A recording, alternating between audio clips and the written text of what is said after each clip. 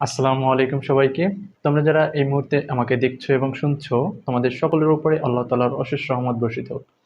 তোমরা যারা এসএসসি 2025 সালের পরীক্ষার্থী, আজকে আমি তোমাদের ইংরেজি দ্বিতীয় পত্রের কম্পোজিশনের উপর একটি সাজেশন দেব, যেখানে আমি তোমাদের জন্য মোস্ট ইম্পর্টেন্ট 10টা কম্পোজিশন সাজেস্ট করেছি। তোমরা যদি এই 10টা কম্পোজিশন পড়ো, তুমি 100% শিওর থাকতে পারো এখান থেকে ইনশাল্লাহ একটি কমন পাবেই। এর কারণ এবং প্রমাণস্বরূপ আমি কিছু ব্যাখ্যা তুলে ধরবো। সো সকলকে অনুরোধ করব পুরো ভিডিওটা মনোযোগ সহকারে দেখার জন্য। এছাড়াও যারা একটু দুর্বল, যারা মনে করতেছে যে এই 10টা কম্পোজিশন আমার পক্ষে পড়া কষ্টসাধ্য হয়ে যাবে, তাদের জন্য সুপার 5টা কম্পোজিশন আমি শেষে সাজেস্ট করে দেব। তোমরা অন্তত সেই 5টা কম্পোজিশন তুমি যদি ফুললি ভালোভাবে কমপ্লিট করো, ইনশাল্লাহ সেখান থেকেও তুমি একটা কমন পেয়ে যেতে পারো। সো সবাইকে অনুরোধ করবো আবারও পুরো ভিডিওটা যেন তুমি অবশ্যই মনোযোগ সহকারে দেখো। দেখো, প্রথমে তোমাদের জন্য যে কম্পোজিশনটা রেখেছি সেটা হলো অনার্স অফ মডার্ন সায়েন্স। এটা কেন গুরুত্বপূর্ণ সেটার প্রধান কারণ হচ্ছে বর্তমান সময় হচ্ছে কিন্তু আহ, বিজ্ঞান নির্ভর একটা যুগ, ঠিক আছে, যেখানে বিজ্ঞানের ছোঁয়া প্রতিটা ক্ষেত্রেই আমাদের কিন্তু চলে আসছে। তো এই জন্য দেখা যায় যে এই কম্পোজিশনটা প্রায় বোর্ডেই কিন্তু দিয়ে থাকে। আর তোমরা যদি বিগত সালের প্রশ্নগুলো একটু অ্যানালাইসিস করো, দেখবা এই এই কম্পোজিশনটা যে তোমার কত বোর্ডে এসেছে, কত সালে, যার কোনো আসলে শেষ নাই। ঠিক আছে, তো এটাকে তোমরা কিন্তু অবশ্যই তোমার হচ্ছে কমপ্লিট করতে হবে এবং পড়তে হবে। একটা কথা একটু শুরুতে বলে নিতে চাই, সেটা হলো তোমরা কম্পোজিশন পড়ার সময় প্রত্যেকটা কম্পোজিশন অর্থ সহকারে পড়ার একটু চেষ্টা করবা। কারণ হচ্ছে তোমার দেখা যায় আমরা যে জিনিসটা মুখস্থ করি সম্পূর্ণ আমাদের হুবহু মুখস্থ থাকে না, কিন্তু যখন তুমি একটা জিনিসের অর্থ বুঝে পড়তে পারবা বা অর্থটা জানতে পারবা, তখন কিন্তু নিজে চাইলেও তুমি দুইটা লাইন ওখানে অ্যাড করতে পারবা। ঠিক আছে, তো প্রত্যেকটা কম্পোজিশন পড়ার আগে প্রত্যেক অনুরোধ করব, প্রত্যেকটা কম্পোজিশন অর্থটা তুমি একটু জানার চেষ্টা করবে এবং অর্থ সহকারে পড়ার চেষ্টা করবা, তারপরে তুমি মুখস্থ করবা। ঠিক আছে, 2 নম্বর যেটা রেখেছি তোমার স্টুডেন্ট অ্যান্ড সোশ্যাল সার্ভিস। বর্তমানে যেহেতু তরুণদের নিয়ে অনেক কাজ হচ্ছে আমাদের দেশে, তরুণদেরই সব কিছু বলা যায়। সো স্টুডেন্টদের ক্ষেত্রে তাদের যে সামাজিক যে কাজগুলো আছে, সেগুলো নিয়ে তোমার যদি একটু জানান দেওয়ার বিষয় থাকে বা মেসেজ দেওয়ার বিষয় থাকে, সেটা কিন্তু এই এই কম্পোজিশনের মাধ্যমে তোমরা তুলে ধরতে পারো। ঠিক আছে, সো এই জন্যই এই কম্পোজিশনটা অনেক গুরুত্বপূর্ণ এবং এই কম্পোজিশনটা কিন্তু প্রায় বোর্ডেই তোমার বিগত সালে এসেছে, অনেকগুলো বোর্ডে এসেছে। সো এটা কিন্তু তোমাদের মোস্ট ইম্পর্টেন্টের ভিতরে একটা। তারপর হচ্ছে ইওর এইম ইন লাইফ, এটা কিন্তু তোমরা জানো যে কমন একটা মোস্ট ইম্পর্টেন্ট হচ্ছে কম্পোজিশন, যেটা পূর্ববর্তী বিগত সালে তোমার অনেক অনেক বোর্ডে ইতিমধ্যে এসেছে এবং দেখা যায় ঘুরিয়ে ফিরে কোনো না কোনো বোর্ডে এটা দিতেই থাকে। ধরো বরিশাল বোর্ডে দিল, অন্য বোর্ডে দিল না, পরের বছর সেই বোর্ডে দিল, অন্য বোর্ডে দিল না। ঠিক আছে, সে পরের বছর আরেকটা বোর্ডে দিল, অন্য বোর্ডে দিল না, কিন্তু ঘুরিয়ে ফিরে দেখা যায় এটা কোনো না কোনো বোর্ডে প্রতি বছরই একটা না একটা বোর্ডে থাকে এই কম্পোজিশনটা। তো অবশ্যই কিন্তু এটা খুবই গুরুত্বপূর্ণ। তারপর হচ্ছে দ্য ডিউটিস অফ স্টুডেন্ট, এটা সেম গুরুত্বপূর্ণ। কারণ একটা স্টুডেন্টের তোমার হচ্ছে দৈনন্দিন কাজগুলো কেমন হওয়ার কথা, হ্যাঁ।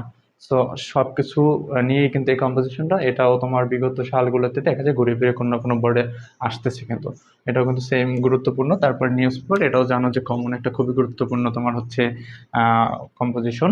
তারপর হচ্ছে ইওর ফেভারিট হবি, এটা দেখা যায় যে প্রায় প্রায় হঠাৎ কিন্তু দিয়ে থাকে।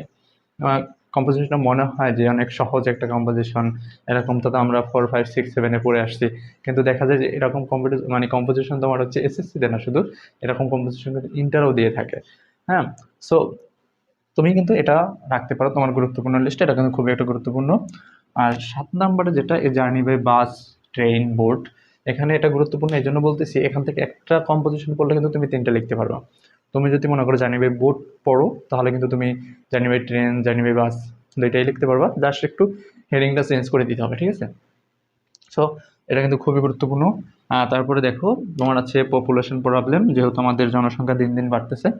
সো এই সকল মেসেজ আসলে তোমাদের মাথায় একটু সেট সেট করার জন্য দেখা যায় এইসব কম্পোজিশনগুলো তোমাদের দিয়ে থাকে অনেক বোর্ডেই। আর যেহেতু তোমার এটা কিন্তু পূর্ববর্তী থেকেই ইম্পর্টেন্ট একটা কম্পোজিশন, অনেক বোর্ডেই চলে আসছে বিগত সাল থেকে। সো এটা অবশ্যই তোমাদের একটা ইম্পর্টেন্টের ভিতরে রাখতে হবে। তারপর ইওর ফেভারিট গেম এবং ফিজিক্যাল এক্সারসাইজ, এই দুইটাও কিন্তু গুরুত্বপূর্ণ। ফেভারিট গেমের থেকে মোস্ট ইম্পর্টেন্ট হচ্ছে কিন্তু ফিজিক্যাল এক্সারসাইজ, সেটা প্রায় বোর্ডেই তোমার বেশি আসে তোমার ফেভারিট গেমের থেকে। ঠিক আছে, এখন কথা হলো এই 10টা তুমি যদি পড়তে পারো, আলহামদুলিল্লাহ, এই 10টা পড়লে তোমার আর টেনশন নেই, তুমি ইনশাল্লাহ আমি মনে করি এখান থেকে একটা কমন পাবেই।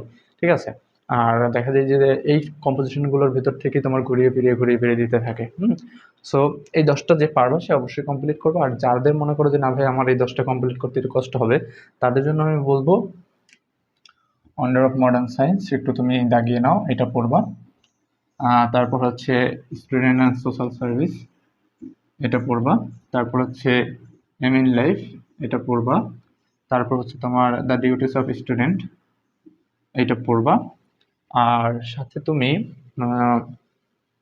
এই 4টা তো পড়বাই, সাথে তুমি হচ্ছে নিউজ পেপার বা হচ্ছে এ জার্নি বাই বোট, ঠিক আছে, এইটা অথবা এইটা, এটা অথবা রাখতে পারো। যদি নিউজ পেপার পড়ো তাহলে তোমার হচ্ছে জার্নি বাই বাস পড়া দরকার নেই, আর যদি জার্নি বাই বাস বা ট্রেন এগুলো পড়ো তাহলে নিউজ পেপার পড়া দরকার নেই। তোমাদের এই 5টা অন্তত মুখস্থ রাখতেই হবে, এতে কোনো গাফিলাতি করা যাবে না। আর একটা কম্পোজিশন তুমি প্যারাগ্রাফের মতো মুখস্থ করবে না, ফার্স্ট টু লাস্ট মুখস্থ করবা, সেখান থেকেও দেখবা পরীক্ষার সময় কিছু ভুলে গেছো।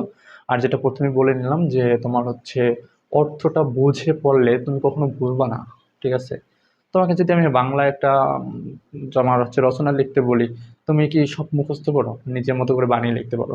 তো ইংরেজিটাও তুমি সেভাবে বানিয়ে লিখতে পারবা যদি তুমি একটু অর্থটা বুঝে পড়ার চেষ্টা করো, এবং পড়ার পরে মুখস্থ করার পর একটু লেখার প্র্যাকটিস রাখো সবসময়। তোমরা আসলে অলস অনেকেই, ঠিক আছে, পড়াশোনা করো ঠিকই, কিন্তু একটা জিনিস পড়লে পড়া শেষ হয়ে গেলে ভাবো যে তোমার পড়া কমপ্লিট হয়ে গেছে, কিন্তু সেটাকে যে রিভিশন দেওয়া দরকার বা রিভিশন দেওয়া উচিত বারবার, সেটা কিন্তু করতে চাও না। তো এই অভ্যাসটা থেকে বেরিয়ে আসো এবং একটা জিনিস তুমি পারো এটা ভেবে বসে থাকো না। তুমি ওই যে পারা জিনিসটাকে আবার একটু মাঝে মাঝে তোমার হচ্ছে কন্টিনিউ করার চেষ্টা করো পড়ার, হ্যাঁ। তাতে করে দেখবা তোমার হচ্ছে খুব ভালো মনে থাকবে এবং লেখার চেষ্টা করবা সবসময়। সো আজকে এই পর্যন্তই। যারা পুরো ভিডিওটা দেখেছো তাদেরকে অসংখ্য ধন্যবাদ। তোমাদের সকল প্রকার সাজেশন কিন্তু ধারাবাহিকভাবে আপলোড হচ্ছে এবং হয়ে যাবে। তার পরবর্তীতে আমি তোমার হচ্ছে ধারাবাহিক যে প্রবলেমের ক্লাসগুলো বা হচ্ছে ম্যাথ ইংলিশের ক্লাসগুলো আমি নিয়ে থাকবো। প্রত্যেকের সাথে থাকার জন্য ধন্যবাদ। আজকে এই পর্যন্তই। আল্লাহ হাফেজ।